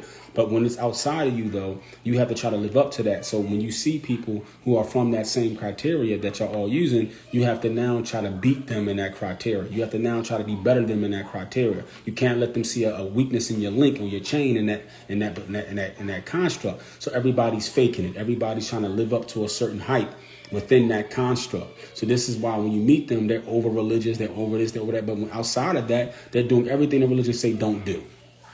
Because it's hard to keep up a criteria that's not yours, because you don't know the limits of it. Okay, you didn't set the limits, you didn't set the criteria. So whenever you go over it, you're going to feel ashamed. So you don't want to feel that shame and guilt and fear. So you fake it till you make it. That's an internal struggle that a lot of religious people are having, that they DM me about. And they try to get advice about, why do I feel this way? Because it's not yours. That's why. It's not natural to you. It's not natural to your vibration and your system. This is why you in and out of it. This is why you try to hide the fact that you're not keeping up with it. Because you want to try to keep up with it in the eyes of people. So you're not scared of the God. You're scared of what people want to say about you if you don't keep up with it. That's what you're afraid of. All right? And that's dependency. And that's being inauthentic. Insecurities, which is basically not being authentic. So we already have insecurities of indigenous people. So we get into these systems and we're insecure about ourselves. So these religions don't help that, because what they do is that you can't keep up with this criteria. So God is going to be angry with you. That creates insecurities. So now when you keep failing at it, you realize that, oh man, I'm a sinner, man. I'm just weak, man. I'm nothing, man. God is not going to forgive me, man. I need to pray to God. Hopefully he forgives me. So you create an insecurity. You create a whole other personality of religious trauma that's now created with the other personalities you haven't dealt with from childhood trauma and street trauma and abuse and molestation, that all these other things got created inside of you. Now you're going to add on to that religious trauma, religious shame, religious fear, religious guilt. That creates a whole other person. A duality gets created. Now it's the person you are in the mosque and the church, and it's the person you was outside of that. Now you done created two other personalities now to add on to the personality that you already have from other traumas. And it's ongoing. It's continuous. And we're not, and because it's built from shame and guilt. So you get insecure. Okay? You're insecure about yourself. You know what I'm saying? You saying to yourself, I can't do this really. You know what I mean? But God is going to forgive me. It's not shirk. It's not paganism. As long as I still believe in God, I'll be okay. But somewhere deep inside, you know that it's really something wrong inside of you. You're thinking to yourself like, damn, man, why can't I keep up with this? You know, this month, I feel like my iman, my faith is high. Next month, I don't. You know, I'm asking God to help me and to make me a better person, but I'm not getting there. You know what I'm saying? Then you boo-hoo and you crying and you begging with your face on the ground, your ass in the air. You put yourself in a weak state like that, pleading and begging to something you never met to fix things about you that you are living with internally that's closer to you than anything else. You're begging something you've never had a relationship with, that you've never had a conversation with, but you've talked to yourself for your whole entire life. Your mother can give you better insight than this guy you're talking to because your mother knows you and you've met your mother. You've been in the same house with your mother your whole life, your uncles and your aunts. But beyond them, you have been living with you your whole entire life. The insecurities because you allow the insecurities to exist. You feel shame and fear and guilt because you allow yourself to feel that. You don't have to feel that way. It's up to you. But religion is going to keep feeding that. Okay, it's going to keep feeding those insecurities because you're not going to keep up with it. God is always going to be the ultimate narcissist. His way or the highway. God is always going to be the ultimate guilter. The ultimate one to give you shame. The ultimate one to make you scared. It's going to be an ultimate archetype. Male God is always going to be on top of you, putting pressure on you to be a person that you can't live up to. And whenever you don't live up to it, you're going to plead and beg to live up to it and ask him to help you. When this same God is the one that gave you. He gave you that, though. Remember that, though. The same guy you're going to help you and to beg for you and to help you with your personality and your bad behavior is the one who decreed your bad behavior. Is the one that put inside your life the molestations. The one that put inside your life the corruption. The one that gave you the parents that he gave you. The one that created the neighborhood that you supposedly live in. He's the one that supposedly did all that, the stuff that you encountered in your life. He created, it's a creature of his. You encountered it and your responses to it, your intent towards it, the way you feel towards, he's also the creator of that too. Because it says in the Quran, إِنَّ اللَّهَ خَلَقَكُمْ وَمَا تَعْمَلُونَ, that a very Allah created you, everything that you do. All right. Inna Allah khalaqa kulli shay'in wa ala kulli shay'in qadir. Also, he says that verily Allah created everything and everything he's the protector of. So everything is a creation of God, supposedly. So even the mishaps and the bad things in life are God's creation. So now you got to go to the same thing that gave you all these bad things and also gave you the ability to feel the way you feel. And ultimately, he's the one who guides and misguides. Then that means that your position in life and everything that you are, he gave you that. So now you got to go beg and plead with him to save you from the thing he gave you in the first place. Come on, people. We got to realize this shit is toxic. This is a narcissist. This is toxic 101. This is narcissism 101. All right. Let's get into this, right? We're almost done. Abuse. Religion. This God basically tells you got to love him after he takes you through all hell in your life. You're growing up in the ghetto and things like that. But he tells you still got to love him, even though he has abused you your whole life. But he tells you, no, I didn't abuse you. The people have abused you. But didn't you create the people? Didn't you give the people their intent? Didn't you write down everything that person was going to do in their lifetime? Don't you guide whom you will? You lead astray whom you will? So nobody's going to molest a child or beat a child or hurt somebody, not unless you know already. And that you created a scenario to bring about something else that you supposedly wanted to happen. So you are the one who created the abuse and allowed the abuse to happen. So then God tells you that you have to love him. That's no different than me punching my wife in the face, right? Which I would never do. But I'm using an example. Punching her in the face. And then tell her I punched her in the face because I love her. And this is how I'm checking her behavior. Same thing God does. He gives you all these punishments to as a behavior modification and to check your behavior and to put you in check, to keep you in line. Same thing that an abusive man does that's drunk and beats on his woman and tells her just because you're misbehaving and you're not being respectful. It's the same narcissist behavior. And you better love me for it. You better love me. There you go. All right. Deeper than that, right? But you know, let's move on from that, right? So blind trust, faith, and loyalty. We're told to have blind loyalty and trust. We're told that we have to accept anything Muhammad or these prophets say without no question. That's what we're told. Without question. Without any question whatsoever. We're told to accept it. That's it. He said it. Doesn't matter if it makes sense. Doesn't matter if it doesn't sit with you right. Doesn't matter. You have to force yourself to sit with it correctly. All right. So and your loyalty is to the religion you're part of. Like I told you in the beginning. So that's where loyalty comes from. You're made to be loyal to a bloodline, to a people that you have nothing to do with. And that loyalty meaning that you have to fight your own family members, fight your own land, stand against your own bloodline for these people that you've never met and don't know existed. Most of these people have never been to Mecca, Medina, or anywhere overseas, but you're still told that your loyalty is to this unseen God and this unseen prophets that you've never met, that you don't know even exist or not. And that's where your loyalty is tied to that.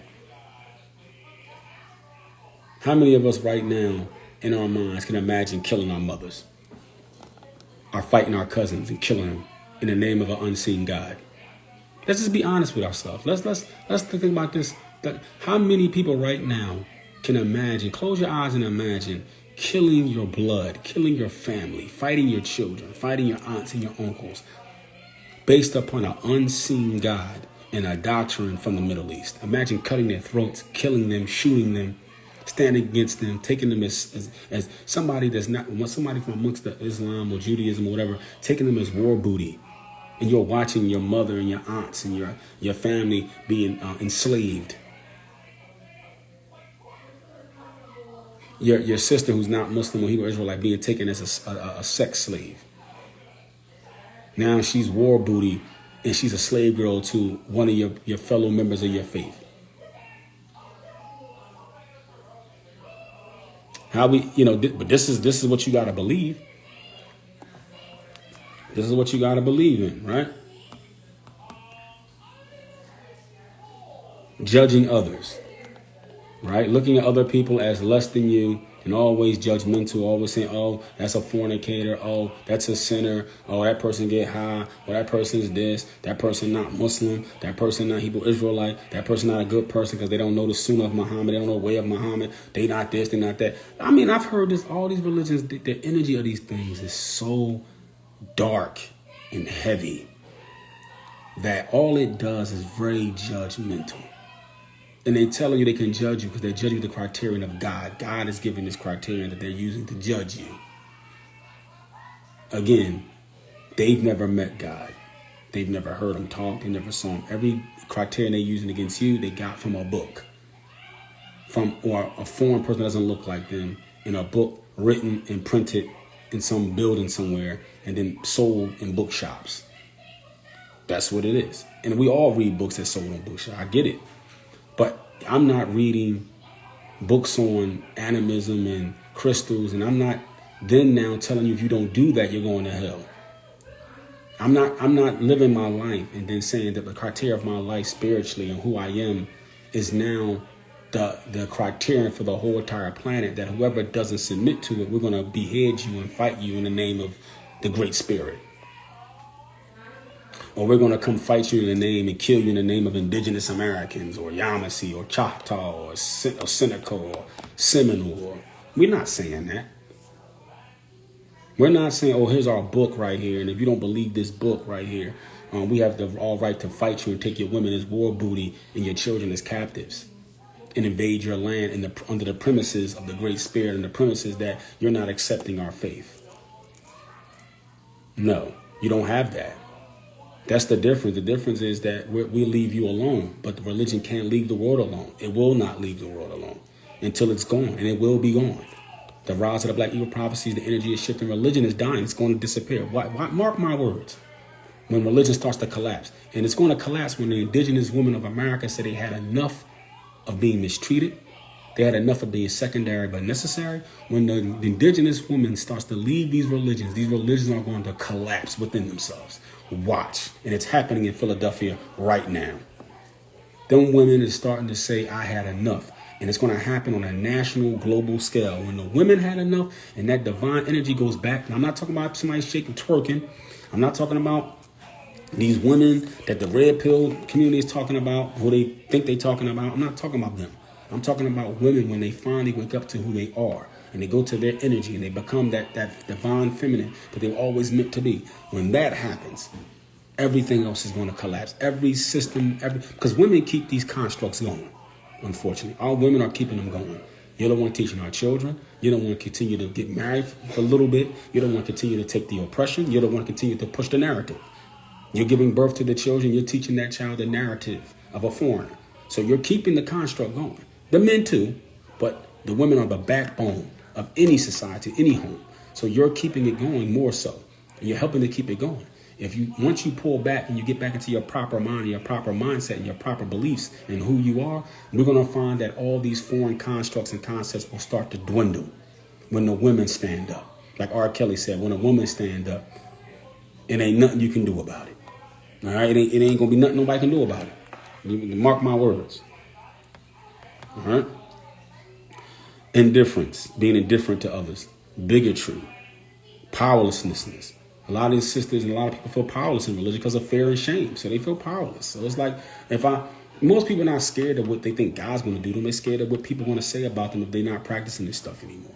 So I know a lot of people right now who don't believe in Islam or that stuff no more, but they're still openly practicing it. I talk to them personally, but they, because they have a husband or a wife or they got children, they don't want to pull everybody out of it all at once. But a lot of people I talk to every day are struggling with this mess. And they know it ain't right. They're looking at my videos. They're doing the research on their own. They're finding out where religion comes from. It comes from Sumeria. It comes from the Sumerian tablets, the Anunnaki. That's the origin of it. And they're tracing it, and they're tracing these belief systems. They're finding out where it comes from. All right. Misogyny. This toxic patriarchy, misogyny, that women are secondary but necessary. Okay. All right. Go do research on this guy named Apostate Prophet, right? He talks about Islam, right? And other religions too, right? I think he's from Turkey, but he does a good job of breaking down a lot of issues with religion. If you ever get a chance, check him out. I pinned the comment right there. Yeah, I'm going to quote Robert Kelly. I'm going to quote him. When a woman's fed up, it ain't nothing you can do about it. That's real. That's real. When the sisters had enough, it's over. No doubt, man. No doubt. No doubt. No doubt. I've been watching his vids since you put me on by posting his vids.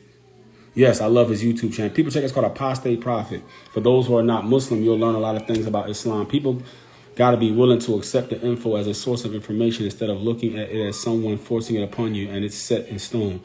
Exactly. My whole thing is I still read the Quran. I'm reading this right now, the Nahamadi scriptures, right? The Gnostic Bible, right? It's real. Talk about the demiurge, different things in here. It's a different take and a different outlook on the Bible, and on a Gnostic level. The Quran. I still read it. I read the Bible. I read the Sumerian tablets, the Emerald tablets of Thoth. But I base everything on my oral tradition. I have a Yamasee indigenous oral tradition that our people had our own view of how we saw these things and how we saw them and what was going on with us when this stuff was happening. The physical parts of this stuff and how we viewed it and how we saw it. So when I read these things, I have my own oral tradition from our people in America to base it upon, to framework it and to look at it. You understand what I'm saying? So it's not that I totally turn away from the information. That's the thing. Don't turn away from the information. Turn away from the institution. This institution that's been built around these belief systems that they're lying. That's not what these belief systems are. Okay? It's been hijacked by bloodlines and people who are not from it. But if you really do the research, you'll find out that these belief systems come from somewhere. Okay? And they have elements of the truth and they have elements of a lie. And the only way to know that is first to know yourself. Stop lying to yourself. Stop disbelieving in yourself. Okay? Find out who you are culturally and spiritually. And then you can open up these books with no problem and look at them and don't be annoyed by some of the lies that's in it. You see the reality of it and you write down, you take notes and you benefit. I'm benefiting from this Nahamadi scripture. I'm learning a lot. Esoterically, how they view the beginning of creation. I'm learning a lot of things I don't agree with. Okay, I mark it. I don't agree with that. And then I go look at why I don't agree with that from my own oral tradition. That's it. I don't say, this person is tripping. No. Okay. I read the Quran in Arabic. I speak Arabic fluently, so I read the Quran in Arabic. There's things that I'll still learn from the Quran today. You know what I'm saying? And a lot of times I'm learning the evidence against it. You know what I'm saying? Inside the Quran, because once I knew Arabic came from Sumeria, and Arabic is a newer language based upon older languages, Akkadian and stuff. I started looking at the older languages. What did these Arabic words mean then in the older versions of Arabic, and why did they change? And once you start realizing that, the Quran take on a different meaning. Oh, okay, now you see stuff. You just don't throw the information out. You hold on to the information. But, you know, you got Apostate Prophet. Check him out. He's on YouTube called Apostate Prophet, man. He breaks down things about Islam and religion in general that are just very logical stuff. I don't agree with him in totality. You know, I'm not a quote unquote what you call an atheist, because I do believe in a divine source and life, a divine life energy that exists there. It's all vibrating everywhere that we descend from, an intelligent energy that exists. But but I like the way his approach. His approach is nothing is to him. It's like, all right, you know, I just don't believe in a God of religion, but he doesn't deny the fact that, you know, there's something, you know, and he's real logical. His arguments are very logical, and he breaks it down, and you know, he does. So, you know, but so they got on here self-distrust. So we got misogyny. We got past this word misogyny, which most religions are putting that. It's just based upon men and it's patriarchal, and women are secondary but necessary. Period. I don't care any religion from Africa or Middle East. I don't care what they say. Women are secondary to men. Period. They cannot tell you nothing different. And if you look into these books and you look into these Qurans and these Bibles and all these other religions, you're going to find out that women are secondary but necessary, period. Self-distrust, meaning the way you may feel about a particular thing. Like you may be in a religion and you may, something that you just don't agree with, or something that your inner self is like, I don't know about that. They're going to tell you that's the devil. They're going to tell you that's your wickedness, your human wicked nature. So you learn to distrust yourself from very early on in a lot of these religions, that the way you feel and the way you feel about something, the way you view something doesn't matter. You got to view it in the way that the Quran or the Bible or these religions are telling you to view it. So they give you a worldview based on their small, limited culture, which is very small. Their culture is small. It's young. Islam is, 1,500 years old? We have pyramids in America that's a stone that's older than that. So at the end of the day, it's like, but you're told to mistrust yourself. You're told that the way you feel doesn't matter. So that way you shut yourself down and you never look into things that you may not agree with. You never do the extra research, because you're told anything outside of the religion is not knowledge, and it has to be devil worship or it's evil.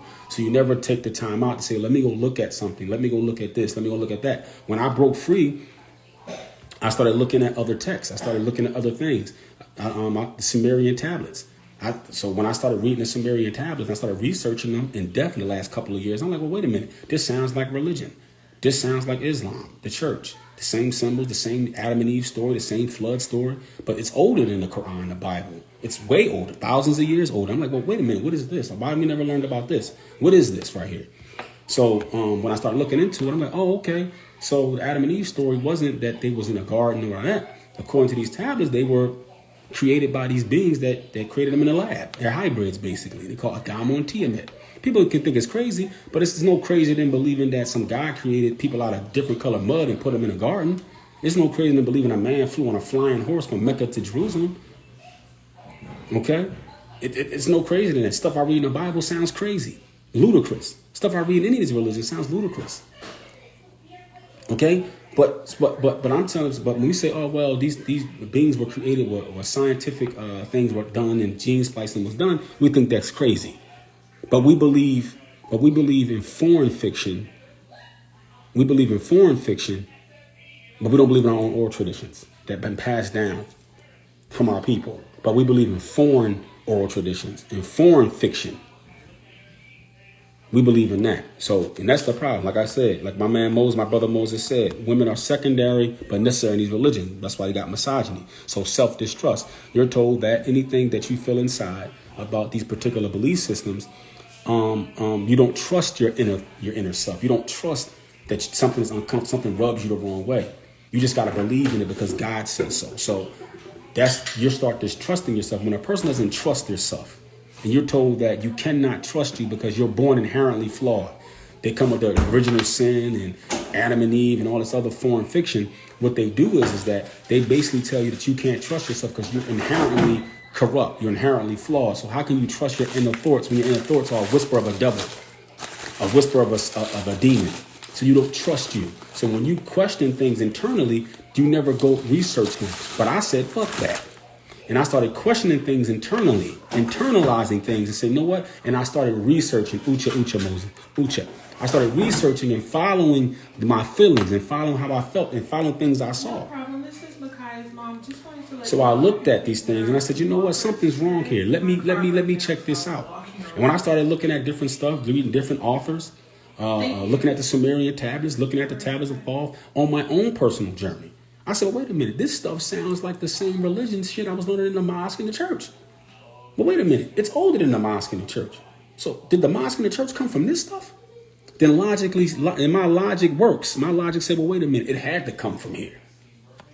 And that's when you trust yourself. When you trust yourself, you're going to start walking down a path where you trust yourself. You're going to start gathering the information and say, wait a minute. I don't trust this. And it's not about believing the Sumerian tablets or the Bible. I'm not talking about any of it. I'm just making a point that there was stories. These stories always been on the planet. And it's always been a foreign fiction from things that came here that wasn't supposed to be here. It's a foreign story, period. And the reason you know it's foreign because you're not mentioning it. When they do mention you, the only time you know it's mentioning you, when they mention serpents. In the Bible, when they mention serpents. In the Quran, when they mention serpents. The Sumerian tablets, they mention the serpents in the ocean. The serpents protecting the waters. When they mention that, they're talking about you. Because you were the guardians of the planet. So whenever they talk about something against them, Leviathan fighting them, and something standing up to them, and they mention it in some symbolism, they're talking about the indigenous people. Okay? Just know that for a fact. All right. So let's try to finish this up. The last part, anxiety. So when you don't trust yourself, when you're told to not trust yourself, it goes into anxiety because now you still feel that way. You're still holding on to that feeling, but now you're still believing that God is going to punish you for that feeling. God is going to hurt you for that feeling. Or somebody's going to find out you think that way or feel that way, and they're going to point you out. Say, look at this guy. He having doubts in Islam, or he having doubts in the church, or doubts in the synagogue. He has doubts and doubts and doubts. So you're put on display, and you're shamed and guilted back into line. So the anxiety comes in now. I watch people do it all the time. I don't know what I'm going to do. I really don't feel like praying. I don't feel like doing this no more. But I know, man, I gotta stay patient with myself and keep pushing through because God is going to reward me. So you go into this anxiety mode. You know what I'm saying? You really don't feel like doing it no more. But you're scared of what people are going to say about you. You're going to lose friends. You're going to lose money. You're going to lose this and lose that. People are going to turn on you. So it creates anxiety, especially for our women. That's why they go through so much more. You know what I'm saying? Because when they stop practicing, you see them not practicing. You know why? Because they got to take the clothes off. I can hide. I could have still said I'm Muslim and never said it. I could have left Amaru, magnificent serpent. Exactly, Moses. When I left Islam, I could have left Islam and never said anything. And nobody would have never known because my clothes stay the same. But when a woman leaves it, though, she takes off the hijab. She takes off the scarf. And you clearly see that something's wrong, something happened in her religion or her belief system. So then she gets shamed and guilted a lot more. And the stuff is pounded on her a lot more. Okay? So anxiety comes from that. And then from the misogyny, from the self-distrust, from anxiety turns into depression. Oh, God is not going to forgive me. I'm going to get punished. You're thinking about this day of judgment now. Now God's going to punish you. Now you're going to be dragged into the hellfire. So it turns into now you're being depressed. But like I tell people all the time, and I'm going to say this and I'm going to jump off here, why I love our culture so much, why I love animism so much, is that animism is a flowing thing. It's alive, just like Mother Earth is alive, Mudata, just like Li'ul is alive, the Pavreus is alive, just like the cosmos is alive. It's alive. It's a living thing. This is why animism is so beautiful. Living things change. Things fluctuate, and it goes into everything, right? So just like that, we do the same thing. So if you look at animism doesn't need to try to figure out, does it fit in 2022? Because it's not based on a black and white criteria. It's based upon your personal reality, your personal journey. Everybody doesn't sun gaze the same. Everybody doesn't walk barefooted the same. Our ancestors, like our brother Moses said before, our ancestors didn't have to think about sun gazing and walking barefooted. We have to change that now because we're in a society where we wear rubber shoes. We got on more clothes. We live in cities and concrete. So we have to think about it now. That was just part of their whole reality. So the sun and the ground, and they were already tuned in already. We have to now tune ourselves. I have to think consciously about parts of the day where I'm gonna go do that. Not making it better or worse or right or wrong. It's just reality. But animism rolls with that reality. You understand what I'm saying? Our culture rolls with that reality, and we are that culture. So now we sun gaze and we sunbathe and we walk barefoot and we do things. We create a whole new version of that. We're the criteria of what's right and wrong. We're the criteria of culture. We are. I'm my own criteria. I haven't left my ancestors' belief systems, but I'm not my ancestors. I don't live the 2,000 years ago. I'm using them as a prototype. I'm using them as a guideline, but I sun gaze differently. The foods are different. You understand? The water is different. I walk barefooted different. Everything is different. It's the same concept. It's the same constructs. It's the same thing, but it's different. We do it differently because we have to. And I'm an individual. Somebody may sun gaze for 10 minutes. I'll do it for 20 minutes. Somebody may walk barefooted for 30 minutes. I may do it for an hour. Somebody may be plant-based. Somebody be fully plant-based like me. Somebody might be 80% plant-based. Or somebody may meditate with this crystal, that crystal. They may have a whole crystal thing that they use. I don't use those crystals. I use different types of crystals. But it's still the same animism, though. But it's no sectarian stuff. It's no why? Because it's uniquely unique. It's uniquely isolated to you. It's uniquely isolated to her. Even though we're using the same outline, because of our lives have been different, because our approach have been different, because our traumas may have been different. Even if our trauma was the same, its effect on us and how we react to the trauma is totally different. So being as though we acted and reacted to the trauma differently, we're going to now take on different aspects of animism to fix that trauma. That's not going to have anything to do with what she's doing, even though we have the same exact trauma. I'm just saying, people, we are the criteria. We are. So get away from not trusting your inner self. Get away from anxiety. The only reason you have anxiety is because you don't trust you. You're trusting somebody else with your own life. You're trusting somebody else with your knowledge, with your spirituality. And then if you keep doing that, it's going to go into depression. And you're depressed because you believe that you're not living up to a standard that's not yours, that you haven't created. And this foreign fiction, and that this God is going to punish you. You don't live up to this foreign fiction, even though you never met this guy, you never talked to him, you don't have no relationship with him. But you have a relationship with the people around you. But you have a relationship with this guy. So like, again, y'all, I'm going to jump off of here. I ain't even eaten lunch yet. I'm glad I was able to share that. We're going to jump back on here maybe a little later on tonight. I know me and my lady might go live.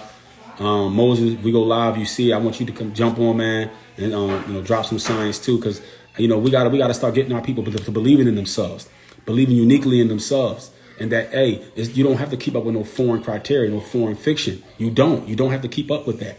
What's your criteria? Okay, look at your ancestors and take from what they were doing and build a new culture out of it. Okay, our ancestors they didn't expect for us to keep doing what they were doing. They expected us to take that as a guideline and see what they were doing and say, okay, we can take that now and make it into something else and create a whole new culture based upon the culture that they already created for us and laid down for us millions and millions of years ago. It doesn't have to look the same, but the base of it is always going to be the same because the base of it never changes. But we build on it as we go along. As the world changes, so do we.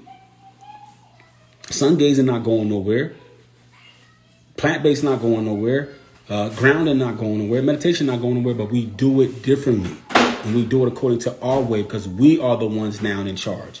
We are our ancestors. So we now, being as we're in the position the ancestors were in, just like they created a culture, we have to do one now too. And they got that culture from people before them. But I'm guaranteeing you 5,000 years ago, our ancestors were practicing the same culture, but 20,000 years before them, they were practicing that culture, but differently. So 10,000 years, then another 10,000 years, another 10,000 years, a million years, and people still sun gazing, people still doing this and that and third. But the science was the same, but the implementation of the science changed over time because it had to, if that makes sense. So Harus wal Hayas, Nuk Ashal Amtum, go in peace and safety. I love you all. Anaya Safara Duba Shil Pajamasi Takwama Tamaha. I'm Chamber of the Yamasee Nation, a great Karum in Altamaha, a Damam, the bloodline of Altamaha. And again, which Altamaha, A-L, the, Ta means earth, Ma means water, and Ha means the soul, the spirit. So we're people of elements. That's never going to change. So if you're a people of elements, you're a people of soul, you're a people of earth, you're a people of water, that makes up that makes up life itself, those elements, the fire, all that stuff like that. Let's get back into the elements. And you're going to see this element going to take you on this unique journey that's going to be based upon your mindset. Get into it. Harus wal Hayas.